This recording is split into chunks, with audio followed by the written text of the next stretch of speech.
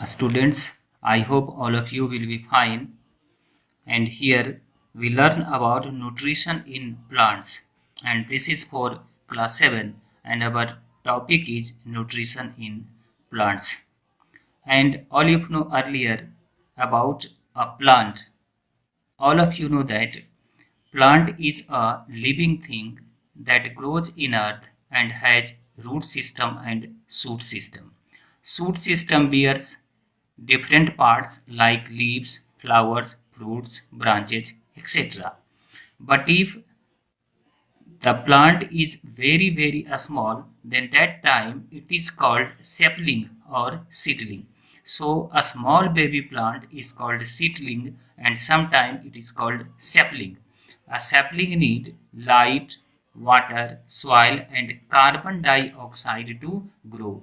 So light, water, soil, carbon dioxide, here four things are required for growing a plant. Hence plants need sunlight, water, carbon dioxide, and chlorophyll to prepare food. The food assimilated by an organism is broken down into simpler form by the biological process in the body in the form of molecules. These molecules are called ATP. Here ATP is short form of adenosine triphosphate. So, in plants, nutrition takes place in different ways, and one way is to prepare food inside them with the help of process, and the process is called photosynthesis. So, photosynthesis is a process by which green plants make their own food and in the form of adenosine triphosphate. In this chapter, we will focus on the nutrition in plants. There are two types of nutrition in plants. So, first type is autotrophic nutrition and second type is heterotrophic nutrition. But here nutrition, and what is nutrition? A process by which food is obtained by the living things and its consumption in the body. So plants also a living thing and process of nutrition takes place inside the plants, and there are two different modes of nutrition that exist in plants. These are autotrophic mode of nutrition and heterotrophic mode of nutrition. Heterotrophic mode of nutrition are also four types, and these types are saprophytic mode of nutrition, parasitic mode of nutrition, insectivorous and symbiotic mode of nutrition, which is also known as symbiosis. So here first we will learn about autotrophic mode of nutrition that take place in plants. If an organism prepares its food without the help of any other organism, then the mode of nutrition is called autotrophic nutrition. तो इसमें ध्यान देना है बच्चों आपको कि कोई भी ऑर्गेनिज्म जो बिना किसी दूसरे ऑर्गेनिज्म की सहायता के ही फूड को प्रिपेयर कर सकता है, उसमें autotrophic mode of nutrition exist करता है.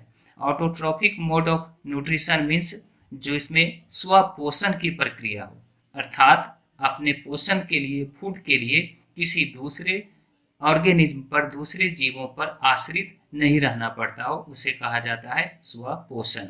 And organism in which autotrophic mode of nutrition take place is called autotrophs. So autotrophs are those organisms that prepare their own food. Green plants prepare their own food, so they are called autotrophs. Green plants are also called producers. Green plants को producers भी कहा जाता है क्योंकि वो food को synthesise करते हैं, प्रोड्यूस करते हैं. प्रोड्यूसर्स मीन्स उत्पादक, इसलिए भोजन के उत्पादक के रूप में ग्रीन प्लांट्स को जाना जाता है. And green plants make their own food by a biological process, and that process is called photosynthesis. So green plants are called autotrophs because they prepare their own food without the help of any other organism. Now here in the adjoining figure there is a plant, and then what is the process of food preparation in plants, and we know about it, that process is photosynthesis. and for the process of photosynthesis, sunlight, carbon dioxide, water are required with chlorophyll. So green plants having chlorophyll in their leaves, green leaves. बच्चों, पौधों के हरी पत्तियों में पाया जाता है chlorophyll. Chlorophyll chloroplast के अंदर होता है। अगले पेज में इसकी चर्चा करेंगे। क्लोरोप्लास्ट के अंदर क्लोरोफिल है and chlorophyll helps to absorb water and CO2 in the presence of sunlight. So sunlight का मेन फंक्शन है एब्जॉर्प्शन में हेल्प करना। In the absence of sunlight, chlorophyll cannot absorb water and CO2 for the preparation of food. So water, carbon dioxide, sunlight and chlorophyll are required by the plants for making their food. Carbon dioxide atmosphere से gain किया जाता है। Water is absorbed by root and that is transferred to the leaves with the help of vascular bundle that is called xylem. Xylem के द्वारा leaves तक पहुंचा दिया जाता है। सनलाइट सन से मिलता है पौधों को और क्लोरोफिल उसमें पहले से एग्जिस्ट करता है। ये सब के रहने के साथ ही पौधे अपने लिए फूड को सिंथेसाइज करते हैं और वो प्रोसेस कहलाता है photosynthesis. So photosynthesis, a biological process by which green plants prepare their own food. A biological process by which green plants prepare their own food in the presence of carbon dioxide, water, chlorophyll and sunlight. इस process को कहा जाता है photosynthesis. In photosynthesis process carbon dioxide and water both reacts with each other in the presence of sunlight to make a food called glucose or a starch. Here a starch is formed. A starch. Glucose is the simplest form of a starch. It means carbohydrate, and oxygen is also liberated in this process. So 6 CO2 plus 6 H2O, it means carbon dioxide and water reacts with each other in the presence of sunlight to form C6H12O6, which is a starch, and release oxygen.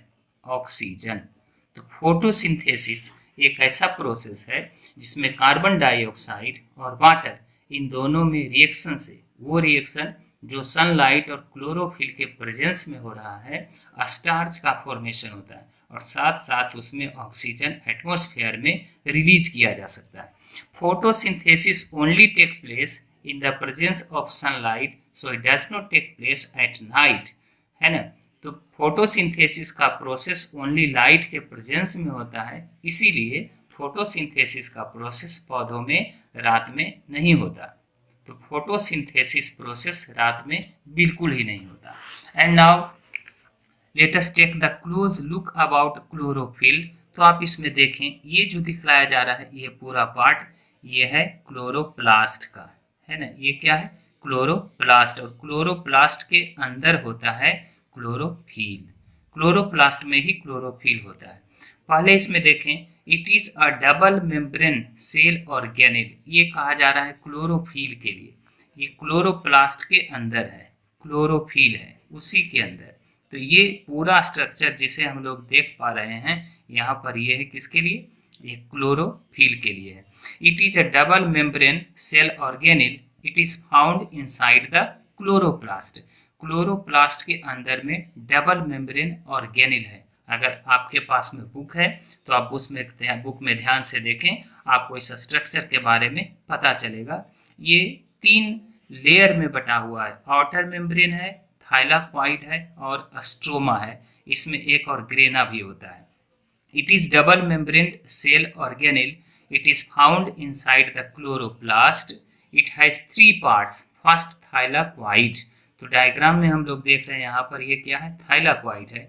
ये बिल्कुल disc के जैसे structure में है और ये एक stack का निर्माण कर सकता है। स्टैक मीन्स ढेर, एक के ऊपर एक, जैसे कैरम में आप रखते हैं कॉइन्स को और एक स्टैक तैयार करते हैं, उसी के जैसा ये है और इसको कहा जाता है grana. Disc like structure arranged in a stack containing chlorophyll grana the stack of thylakoid. तो थैलाक्वाइड के स्टैक को ग्रेना कहा जाता है। और एक टर्म इसमें आता है अस्ट्रोमा। अस्ट्रोमा फ्लूइड है जो इस इनर लेयर में एक दूसरे को फिलअप किए हुए है। तो stroma fluid in which grana are arranged. इस फ्लूइड के अंदर ही सारे ग्रेना यानी स्टैक थैलाक्वाइड के एग्जिस्ट करते हैं, उस फ्लूइड को कहा जाता है अस्ट्रोमा। तो लेकिन ये बिल्कुल क्लोज नोटिस या डीपली इस क्लास में हम लोगों को उतनी नहीं अभी पढ़नी है, सबका अलग अलग क्या फंक्शन है, लेकिन फिर भी इसमें जाने कि ग्रीन लीव्स में क्लोरोप्लास्ट है और उसी क्लोरोप्लास्ट के अंदर एक सेल ऑर्गेनिल है जो कहलाता है क्लोरोफिल। क्लोरोफिल का एक आउटर मेम्ब्रेन है, उसके सेकेंड मेम्ब्रेन में थाइलाक्वाइड्स है जो बिल्कुल डिस्क शेप के जैसा है। ये सारे डिस्क शेप्ड थाइलाक्वाइड एक के ऊपर एक अरेंज होकर एक स्टैक बनाते हैं जिसे ग्रेना कहा जाता है। और ये पूरा ग्रेना या थैलाक्वाइड एक फ्लूइड में भरा हुआ है, एक फ्लूइड के अंदर रहता है और उस फ्लूइड को कहा जाता है अस्ट्रोमा। तो ये पार्ट था क्लोरोफिल के लिए स्ट्रक्चर था। अब अगर हम लोग देखें कि एक्सचेंज पौधों में कहाँ से होता है, जैसे इसमें मैं फर्स्ट पेज में बताऊं, अभी यहाँ पर पढ़ रहे थे exchange of gases takes place through leaves. तो फिर उस लीव्स में क्या है जिसके द्वारा गैसियस एक्सचेंज होता है? दरअसल उस लीव्स में कई सारे छोटे छोटे माइनट पोर्स या होल्स होते हैं, उसको ओपनिंग्स कहेंगे। और उसी स्मॉल ओपनिंग्स या पोर्स को कहा जाता है स्टोमेटल पोर्स, और in short it is called stomata. तो स्टोमेटा ग्रीन लीव्स के लोअर पोर्शन या लोअर पार्ट में एग्जिस्ट करता है और उसी से गैसियस एक्सचेंज होता है। तो कार्बन डाइऑक्साइड को एटमॉस्फेयर से एब्जॉर्ब करना हो या फिर ऑक्सीजन जो प्रोड्यूस हुआ उसे एटमॉस्फेयर में रिलीज करना हो, ये दोनों ही प्रोसेस इस लीव्स के अंदर इनर पोर्शन में पाए जाने वाले ओपनिंग्स से होता है, जिसको कहा जाता है stomata. It means stomata, the small openings in the lower portion of green leaves are called stomata। तो स्टोमाटा ग्रीन लीव्स के लोअर पोर्शन में ऐसे बहुत सारे छोटे होल्स हैं, मिलियंस की संख्या में हैं, उसी से गैसियस एक्सचेंज प्लांट्स में हो पाता है। Stomatal pores are controlled by guard cells. उस स्टोमेटल पोर्स या स्टोमाटा को कंट्रोल किया जाता है, उसके आकार को बड़ा छोटा होता है किया जा सकता है, उसको ओपन और क्लोज किया जा सकता है, क्योंकि रात के समय में जब फोटोसिंथेसिस का प्रोसेस नहीं होगा तो उस समय स्टोमेटल पोर्स की संख्या कम हो जाएगी और वो सिकुड़ जाएगा, छोटा हो जाएगा, है ना। तो उसको कहा जाता है स्टोमेटल पोर्स। और स्टोमेटल पोर्स को कंट्रोल के लिए उसमें गार्ड सेल्स होता है। तो इस डायग्राम में हम लोग यहाँ पर देख सकते हैं कि ये बीच में जो पोर्शन दिखलाया गया है ये स्टोमाटा है। ये क्या है? स्टोमाटा। ये ओपनिंग्स है इसका।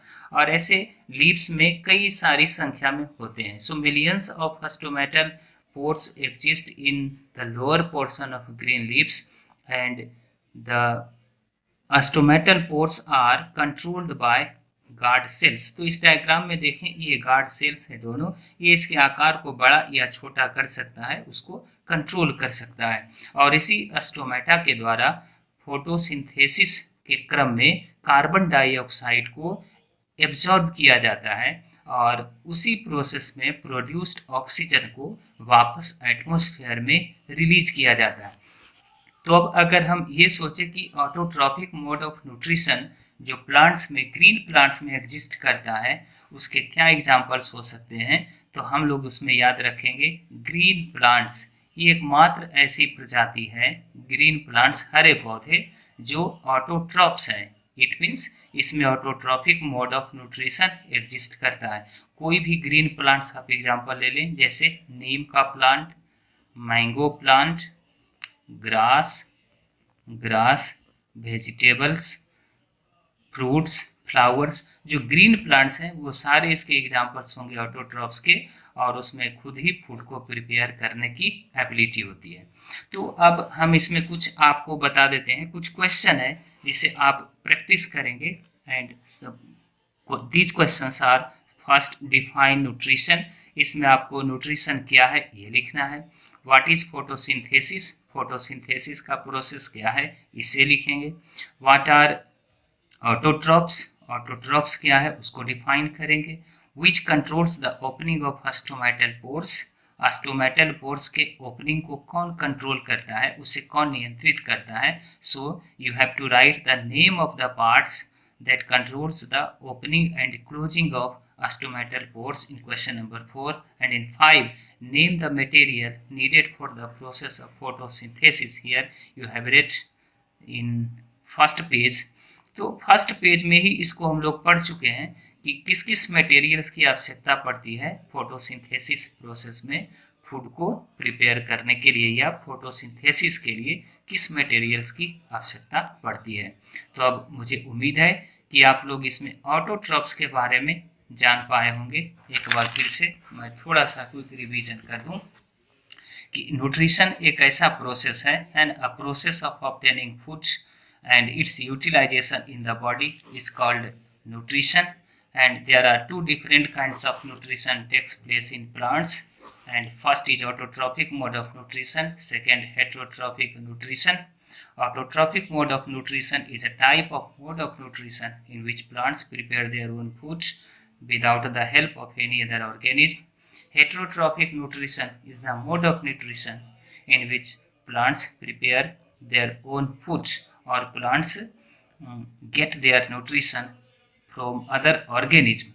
There are 4 different kinds of heterotrophic mode of nutrition. Saprophytic, in which plants get nutrition from dead or decaying matter. In parasitic mode of nutrition, plants get their nutrition from living organisms. Insectivorous, in which plants get their nutrition by trapping insect, and some symbiotic, in which two organisms benefited by each other for their nutrition.